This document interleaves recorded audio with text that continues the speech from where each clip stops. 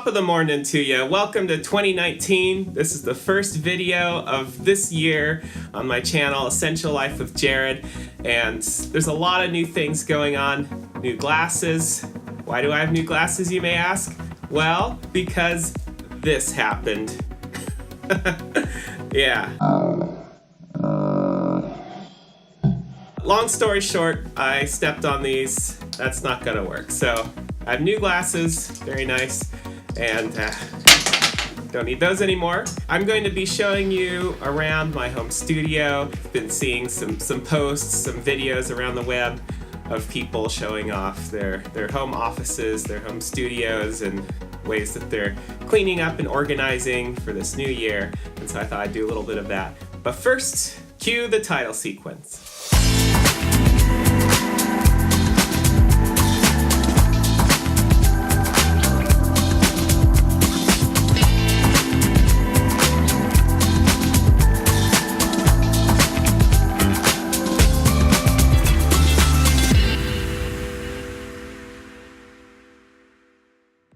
So before I show you around a little bit, one other thing I should mention. Right above the lens, right up there, I have a new microphone that I got, a Video Micro, I believe, from Rode. So I don't have to fiddle around with a lavalier mic. So that's nice. It's going to make recording and editing videos a lot easier. So where to begin? This room is pretty small. I don't have a lot of space here. It's also a multi-purpose room. My wife has a sewing station here, and I have my desk, my little home office set up, but I also work on music, so I have some synthesizers and music gear. I'm also working on videos. I'm also working on podcasts. It's also a room where we have our television set up so we can watch things with the kids. So there's just a whole lot going on in this little room, but I feel like we're getting to the point now where it's getting pretty well thought out, pretty well situated.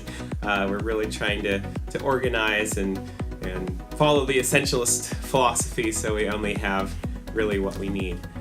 So let me show you around. So this is my main workspace here. I have my iMac set up on this little desk. I got it from Target, and I've been really happy with it. It has this little shelving kind of unit attached along the left side, so our internet router is there, and I put all my little papers and other little doodads here in this box, which fits there nicely. I have a dual Mac setup actually, so I have my iMac here, which I work on for video editing and music production, and it's sort of my main screen while I'm home. And then over here I have a MacBook Pro. These are connected via a fast Ethernet connection, so I can shuttle files back and forth and edit files on one computer from the other. Let's see, speakers for my music setup. I need to do mixing and mastering and composition, so these Mackie speakers have really been absolutely fantastic. Sound great, and yeah, they're my pride and joy. And then I just got this from IKEA. I'm very happy with it. They bill it as a nightstand, but I just think it's this cool little kind of industrial looking table. USB MIDI keyboard here that I use principally for during composition, but then down here, it's so cool that it fits in here. I have a Korg Monologue synthesizer, so I can just go ahead and slide this right out there and put it on top and use that when I'm recording with that. Hiding back here, I should mention, I have a flute stand. I just got this set up. I'm very excited. So I have my recorders and Irish whistles and Native American flutes. Up here, I'm trying to put together a cool sort of place to put photos and memorabilia and little figurines, and just kind of make it this really nice place to put all the things that I'm interested in, music I like. This album cover here, right back here. Yeah, I'll just take this out. This is an album that I recorded with my mom and my brother many years ago, Celtic Music by Distant Oaks. So I have that there. No longer recording or performing Celtic music, but You heard a little tune at the beginning, Banished Misfortune, which is an Irish jig. Here's our TV setup here, and PlayStation. Yeah, it's kind of messy. The kids have a lot of videos here, but we're trying to get that organized. Got a few guitar pedals set up here. My electric guitar hanging on the wall. And then swinging around here, on the other side is where my wife has her sewing station set up, so it looks very clean and unassuming right now, but normally when she's working, she has all kinds of stuff spread out here and working on quilts and aprons and bibs and all kinds of really beautiful stuff. I'll put a link to her Etsy store in the video description. Over here, we have a nice love seat. Motivational poster. So we sit here and watch TV, and sometimes I sit here to write and just kind of relax a little bit, kind of get in a different frame of mind, because when I'm sitting here in the big seat working away, it's easy to get very, very lost in all the technical details of things. Last but not least, this is a rack, an actual rack unit here, so you can put rack-mounted gear there. So I have a shelf. This actually pulls out, which I can't do at the moment, but I've organized camera lenses and microphones and things there. Mixers down here to have some different sound sources going to my computer. Some more equipment down there at the bottom. Again, I really love this little IKEA unit here with this little shelf down there. I can just drop headphones or something when I need to, and you can see the back of the Korg monologue there. I can't believe it fits in there. This is so genius. So there you have it. There's the setup. It's a little bit snug. It's a little bit crowded still, but I actually used to have this little keyboard here used to be on my desk, like kind of sandwiched in here, and it was just kind of driving me nuts. It was way too crowded.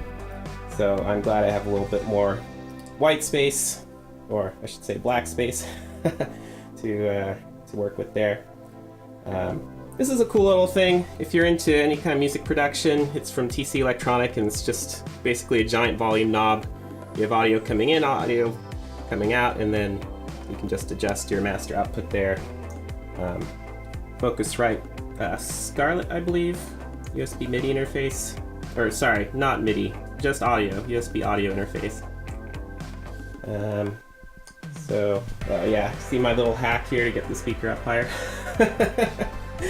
Gotta use that old computer graphics book for something. Alright, so there you have it, my little tour of the home studio here. I hope it gave you a few ideas for things you can do with a small space. We're still making improvements, of course, so as time goes on, it'll get even more organized and look cooler. So for this week's Essentialism challenge, there's something I've been doing a lot the last few weeks, particularly this time over the holidays and starting the new year.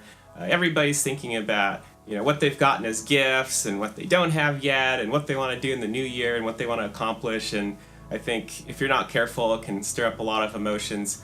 Certainly does for my kids.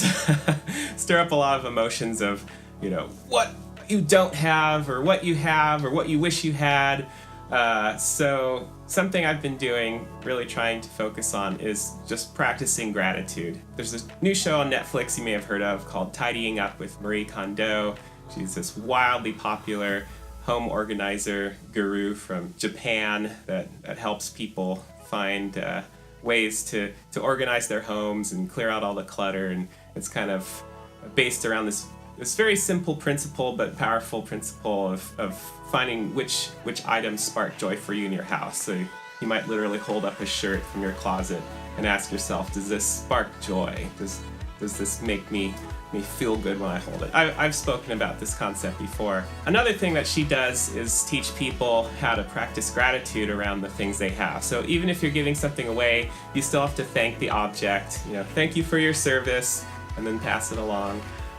Or the things that you have, like your home, that you feel like, there's too much stuff here and it's so cluttered. You might kind of end up with negative feelings about where you live and your environment. And so she starts out her session by just asking the family to thank their home and to thank the way that it's provided for them. So I've been trying to do that, particularly with my iPad Pro. This one right here, it's a 9.7-inch iPad Pro from, I guess it's a couple years now. Has this cool keyboard cover case on it that I really like. But, you know, I want to get the new one. I want to get the new 12.9-inch iPad Pro with the really thin bezels around the edges, and it's just so gorgeous and so fast and powerful, and the bigger screen. I really want to get that, but it's costly, and we don't have the funds for that right now because we're trying to save up for other things, paying off bills, making sure we have enough money in the bank for taxes and all kinds of things. But, you know, it doesn't matter because I can hold this up. I can say, thank you for your service to me. You work really well. You get the job done. I get writing and even increasingly software development. There's a lot you can do now on iPads in general because of the software improving. And so, you know, just practicing gratitude about the things you have, I think, is a great way to get your mind out of this sort of negative downward spiral of, oh, I don't have this, and I wish I had that, and why hasn't this happened yet, and why don't I have this yet, and why are all these limitations here, and learn to embrace and even be thankful about the limitations that you currently have. That doesn't mean you can't aspire to do more. It doesn't mean you can't aspire to upgrade or get the tools that you really need. I think practicing gratitude, whether that's thanking a higher power or thanking the objects and just practicing that gratitude is a huge benefit. All right, so that's for today's Essentialism Challenge. Hope you enjoyed that, and please like and subscribe to my YouTube channel, and I'll see you next time. Bye.